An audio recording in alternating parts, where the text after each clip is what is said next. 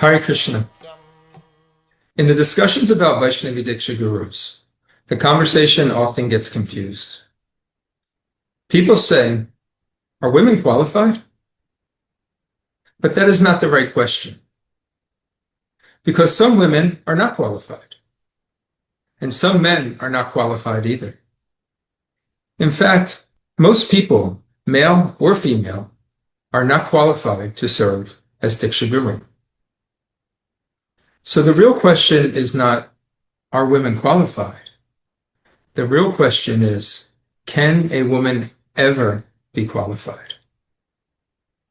Can a Vaiṣṇavī become so mature, so realized, so steady, so learned, so surrendered, and so capable of guiding others that she may serve as dīkṣā-guru? Or is she permanently disqualified?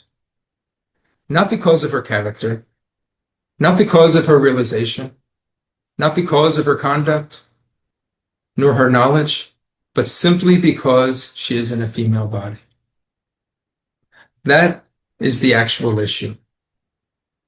And once we frame the question honestly, much of the confusion begins to disappear. No serious supporter of the Vaiṣṇavī dīkṣā-guru is saying that qualification does not matter. Qualification matters immensely. We all agree guru is not a casual role. Śrīla Prabhupāda warned us again and again that spiritual leadership must be pure, responsible, and deeply connected to the parampara. But if qualification matters, then qualification must be the standard, not fear, not stereotype, not social discomfort, not the assumption that male birth itself gives spiritual eligibility, and certainly not the assumption that female birth itself removes all spiritual eligibility. Śrīla Prabhupāda repeatedly taught that spiritual life is on the platform of the soul. The body has its social realities, of course, but the soul is the real person. The devotee's qualification comes from surrender to Krishna, fidelity to Guru, and realization of Krishna consciousness. In ordinary life, we already accept this principle in so many ways. A woman may be a teacher. A woman may be a preacher. She may write books, lead kirtans, and worship the deities. A woman may train children, counsel families. A woman may guide devotees. She may give classes on Srimad Bhagavatam, Bhagavad Gita, and many of the other shastras. And a woman may act as śikṣā-guru. So why exactly would she become spiritually disqualified at the formal moment of dīkṣā?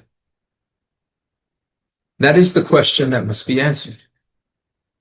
And it cannot be answered simply by saying, this feels unusual. It cannot be answered by saying that this is not common. It cannot be answered by saying women should be protected. Protection is important, but protection is not exclusion from service.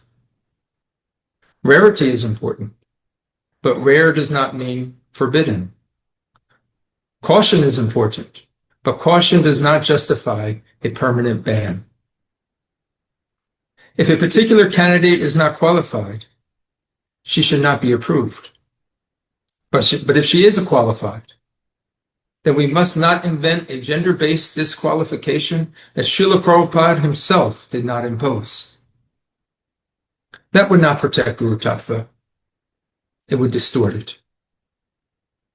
So let's keep the question clear. Is guru qualification based on Krishna consciousness?